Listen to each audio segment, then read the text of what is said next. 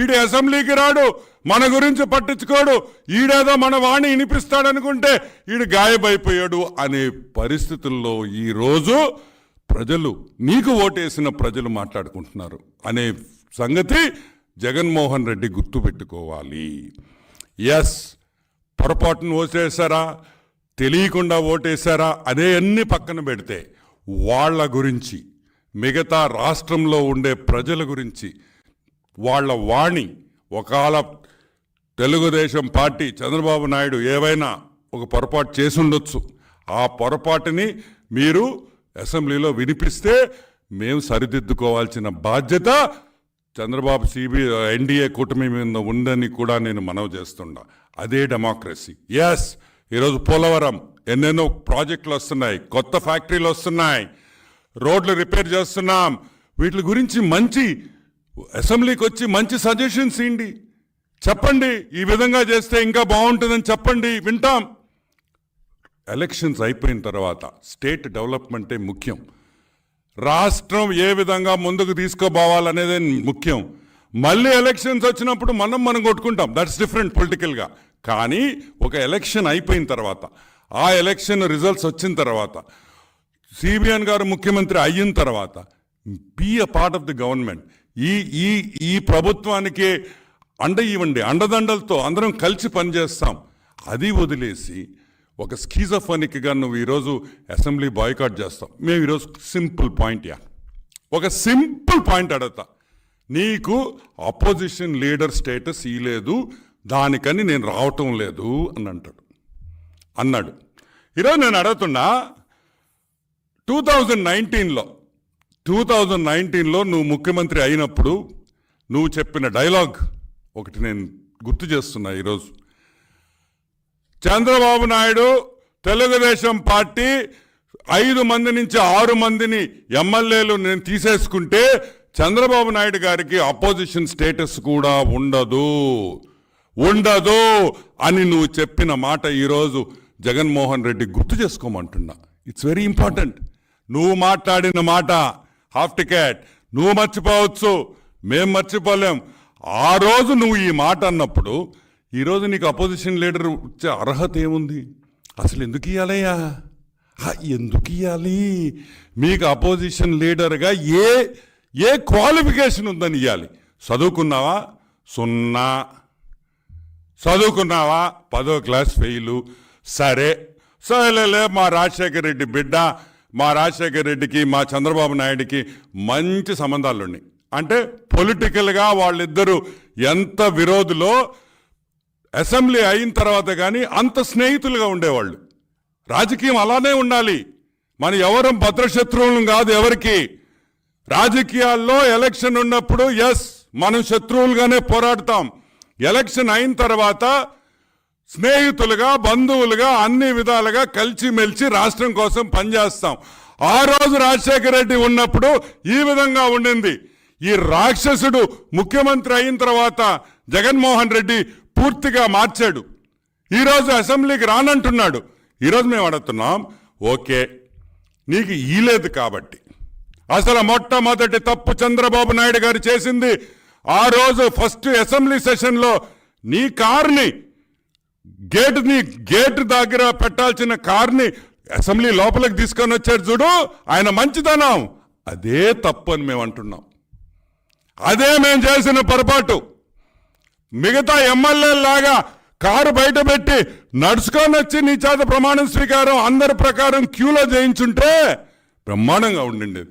కానీ చంద్రబాబు నాయుడు గారికి రాజశేఖర రెడ్డి మీద ఉండే మమకారంతో వాళ్ళ బిడ్డ కాబట్టి నీకు అంత గౌరవం ఇచ్చాడు, అవసరం లేకపోయినా అని కూడా నేను మనవి చేస్తున్నా. అవునా కాదా?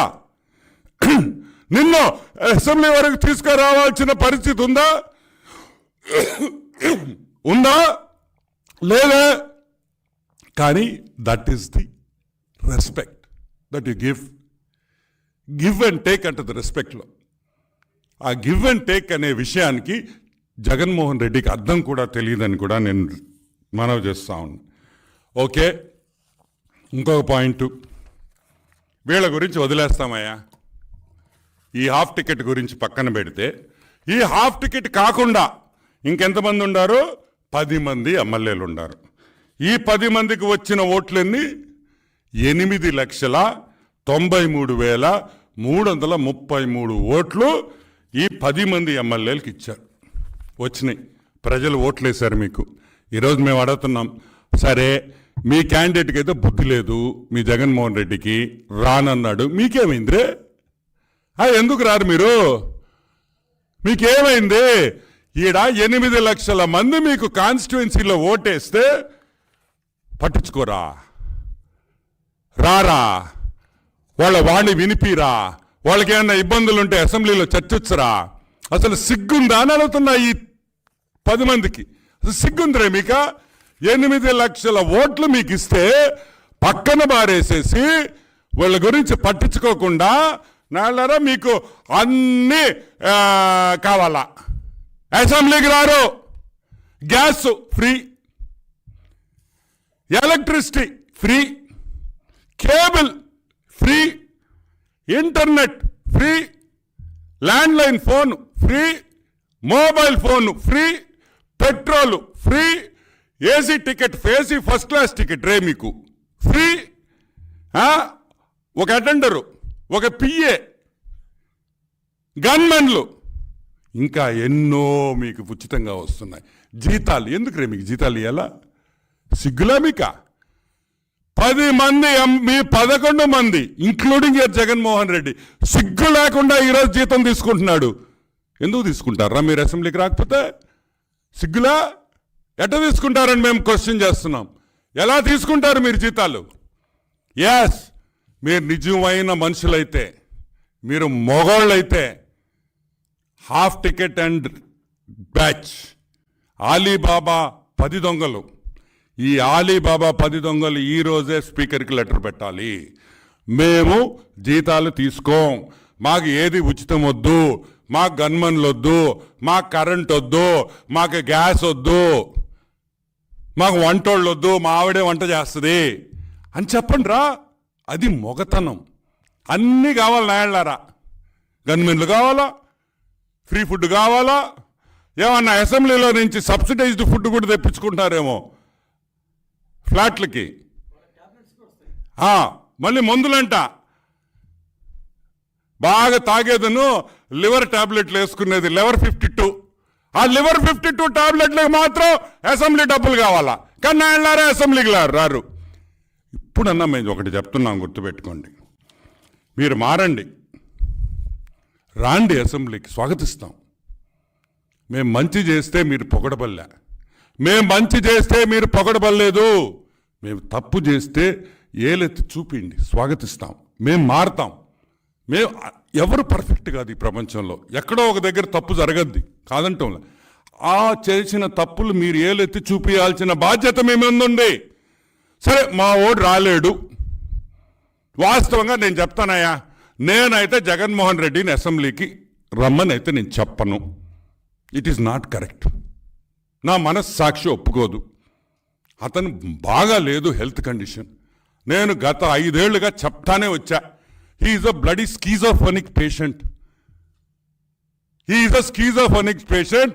మానసిక పరిస్థితి బాగా లేదు. ఓడిపోయిన తర్వాత మానసిక ఒత్తిళ్లు ఎక్కువైపోయి బిజీగా మాట్లాడుతున్నాడు. లేకపోతే ప్రెస్ మీట్లో నన్ను చూస్తున్నా కదా, నేను ఎప్పుడైనా ఇటు చూశారు నన్న? ఇదిగో అమ్మమ్మమ్మ అమ్మమ్మమ్మ, అది ఈస్ ద ప్రాబ్లం. నేను ఎందుకు చెప్తున్నానంటే, నేనేమి తమాషా చేయటంలో జగన్మోహన్ రెడ్డిని, నేను జగన్మోహన్ రెడ్డిని చూసి నాకు బాధ వేస్తుంది. నేను ఒకటే రిక్వెస్ట్ చేస్తున్నా చంద్రబాబు నాయుడు గారిని, జగన్మోహన్ రెడ్డి కుటుంబం ఒప్పుకుంటే అతను వెంటనే లండన్కి పంపించాలి. బెత్లెహేమ్ మెంటల్ హాస్పిటల్లో అతనికి ట్రీట్మెంట్ ఇప్పియాలి. ఆ ప్రభుత్వమే ఆ ఖర్చు కూడా మొత్తం ప్రభుత్వం పెట్టాలని కూడా నేను మనవి చేస్తా ఉన్నా. ఎందుకంటే జగన్మోహన్ రెడ్డి కోసం కాదు, సాక్షాత్ రాజశేఖర రెడ్డి బిడ్డ. ఆ రాజశేఖర రెడ్డి అంటే చాలా మందికి మమకారం ఉంటుంది. ఆ రాజశేఖర రెడ్డి బిడ్డకి ఈ మానసిక ఒత్తిళ్ల నుంచి మామూలు మనిషిని చెయ్యాలి. మామూలు మనిషి చేసి మళ్ళీ అసెంబ్లీకి రావాలి. వైసీపీ పార్టీ అక్కడ మాట్లాడాలి.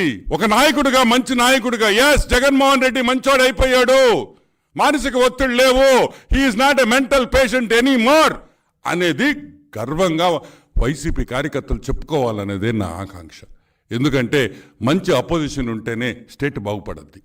ఇటువంటి మెంటల్ న్యాయాలను పెట్టుకుంటే స్టేట్ నాశనం అయిపోద్ది, వైసీపీ పార్టీ కూడా నాశనం అయిపోద్ది అని కూడా నేను మనవి చేస్తున్నాను.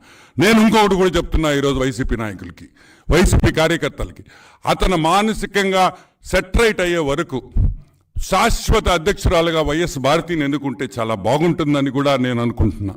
ఎస్, జగన్మోహన్ రెడ్డి, మా హాఫ్ టికెట్ జగన్మోహన్ రెడ్డి పులివెందుల్లో రాజీనామా చేసేసి వైఎస్ భారతిని ఎలక్షన్గా ఎమ్మెల్యేగా నిలబడితే మేము బాబు గారి దగ్గరికి పోయి, సార్ అతను బాగాలేదు, అతను ఒక పేషెంట్, అతను చేయలేకున్నాడు కాబట్టి వైఎస్ భారతి గారికి అవకాశం ఇస్తాం అని మేము పోయి అడుగుతాం, కన్విన్స్ చేస్తాం. కన్విన్స్ చేసి వైఎస్ భారతి గారన్న అసెంబ్లీకి వచ్చి ఈరోజు వైసీపీ పార్టీ వాళ్ళు వేసిన 10 లక్షల మందో 9 లక్షల మందో కోటి మందికి వాళ్ళు రిప్రజెంట్ చేయాల్సిన అవసరం కూడా ఈరోజు వైసీపీ పార్టీకి ఉంది. కాబట్టి మేము రిక్వెస్ట్ చేస్తున్నాం. మేము చెప్పేది ఒకటే, నేను రాను, నాకు అపోజిషన్ ఇవ్వాలా, ఏంది చిలిప్పన్లా? ఏ రాజకీయం అనుకున్నారా, ఏమన్నా చాక్లెట్ అనుకున్నారా? నువ్వు అడగి ఏడ్చయ్యా ఏడవగానే షాపుకి పోయి చాక్లెట్లు కొనిచ్చేదానికా జగన్మోహన్ రెడ్డి? ఎందుకు ఇస్తారు నీకా? నువ్వు ఇచ్చా మా గౌరవ ఇచ్చా? అసెంబ్లీలో హీనంగా మాట్లాడుండవు చంద్రబాబు నాయుడు గురించి. మీరు ఎంత లేఖితనంగా మాట్లాడారో మాకు తెలుసు, మేము చూస్తున్నాం, మీకు తెలుసు. కానీ ఈరోజు మీకు విపరీతమైన గౌరవం చంద్రబాబు నాయుడు ఇస్తున్నాడు. ఏం చేయాలా? ఎందుకంటే ఆయనకుండే సంస్కారం అంటుంటుంది కాబట్టి. ఆయన నీలాగా సంస్కారహీనుడు కాదు కాబట్టి still you are getting that respect and you will keep continue to get that respect because that is మమ్మల్ని పెంచిన విధానం అది ఇళ్లలో. కాబట్టి వెంటనే జగన్మోహన్ రెడ్డి రాకపోయినా మిగతా 10 మంది ఎమ్మెల్యేలకి, ఏ 10 మంది ఎమ్మెల్యేలకి 8 లక్షల మంది వైసీపీ ఫాలోవర్స్ ఓట్లేశారో వాళ్ళ కోసం ఈ 10 మంది వెంటనే రావాలని, plus in case YS Bharathi గారు ఒప్పుకోకపోతే ఈ 11 మందిలో మా రెడ్లు 6 మంది ఉన్నారు కాబట్టి మా కులస్తులు 1 2 3 4 5 6 అంటే మెజారిటీ మా రెడ్లే ఉన్నారు కాబట్టి ఎవరో ఒకరిని బుచ్చి ప్రసాద్ రెడ్డి, అమర్నాథ్ రెడ్డి, రామచంద్రారెడ్డి, ద్వారకనాథ్ రెడ్డి, బాలనాగిరెడ్డి వీళ్ళని ఎవరినో ఒకరిని వైసీపీ పార్టీ ఫ్లోర్ లీడర్గానో ఏదో ఒక పొజిషన్లో తీసుకొని వచ్చి అసెంబ్లీలో పార్టిసిపేట్ చేయాలని మేమందరం రిక్వెస్ట్ చేస్తున్నాం.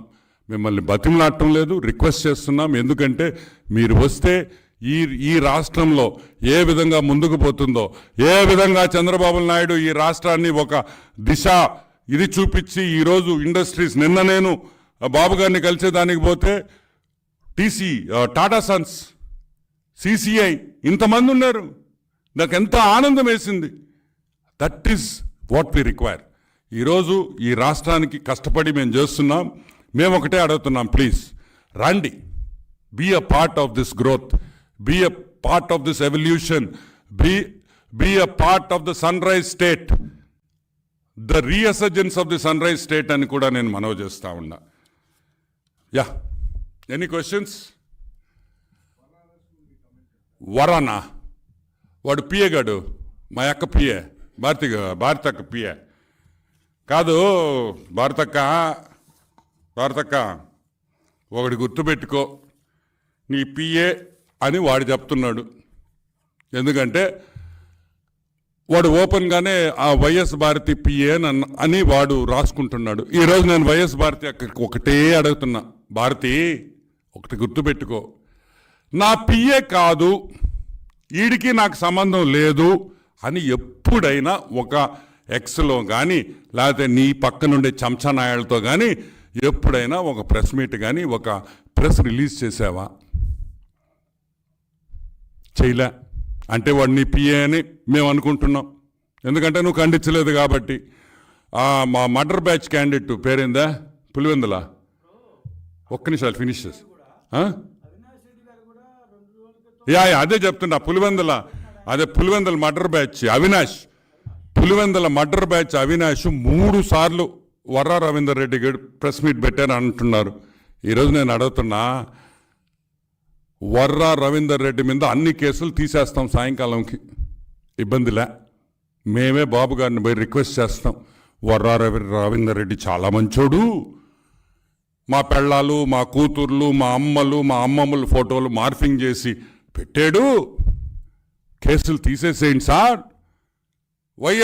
వైఎస్ జగన్మోహన్ రెడ్డి కుటుంబం ఉంది, వైఎస్ అవినాష్ రెడ్డికి పిల్లలున్నారు, వాళ్ళ ఫోటోలు కూడా మేము మార్ఫింగ్ చేసి పెట్టొచ్చు అని వాళ్ళు ఒప్పుకుంటున్నారు. కాబట్టి మీరు కేసులు విత్డ్రా చేయమని మీరు అంటున్నారా?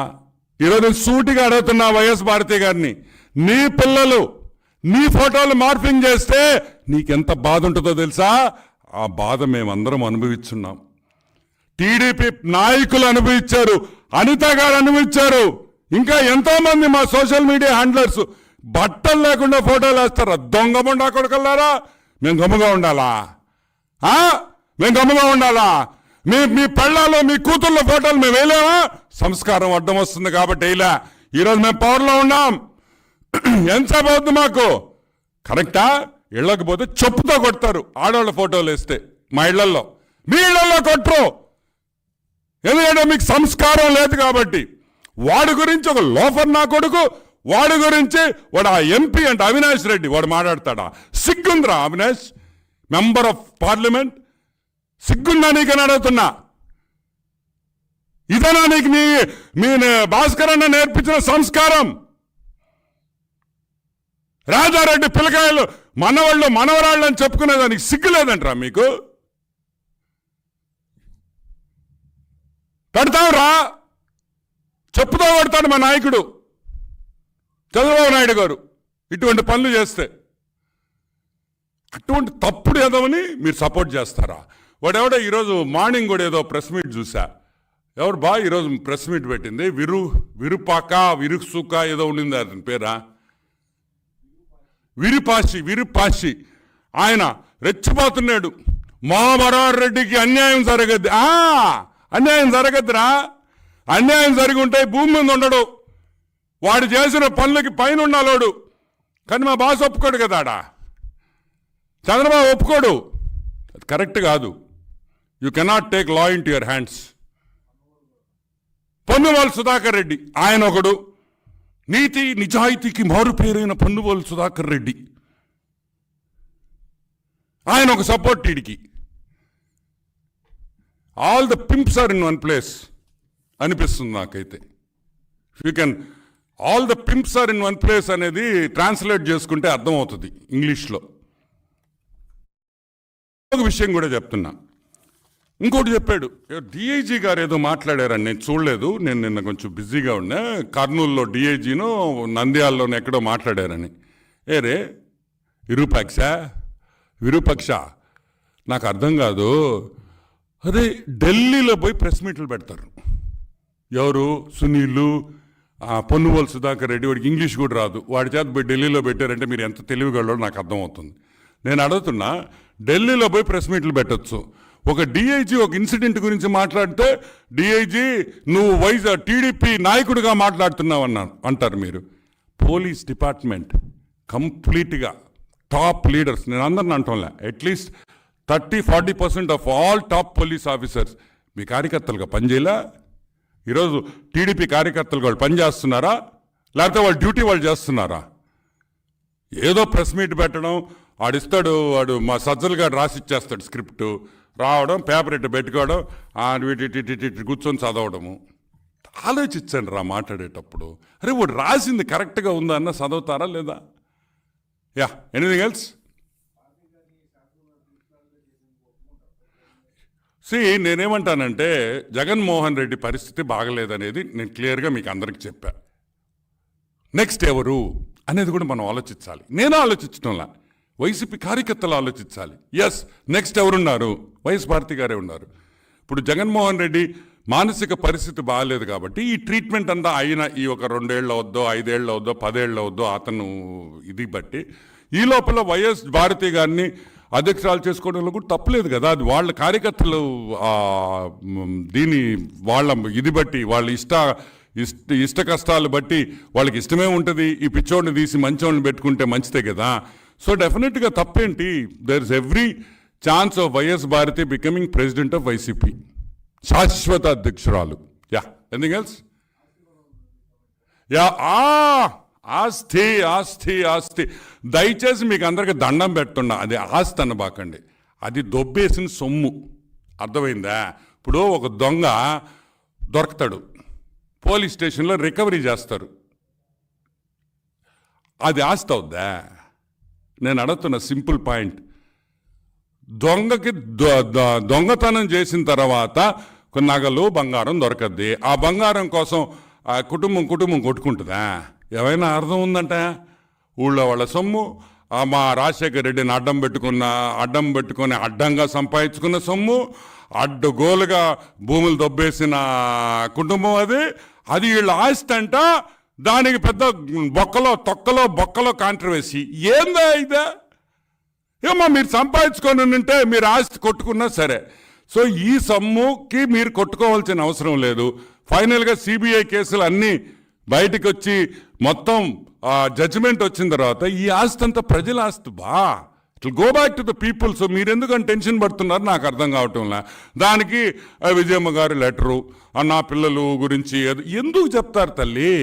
మీరే మా బట్టలు వాషింగ్ మిషన్లో ఉతుక్కోవాల్సిన బట్టలు పులివెందల రోడ్ల మీద మీరు బట్టలు ఉతుక్కుంటున్నారు. దానికి మా తప్పేంటి?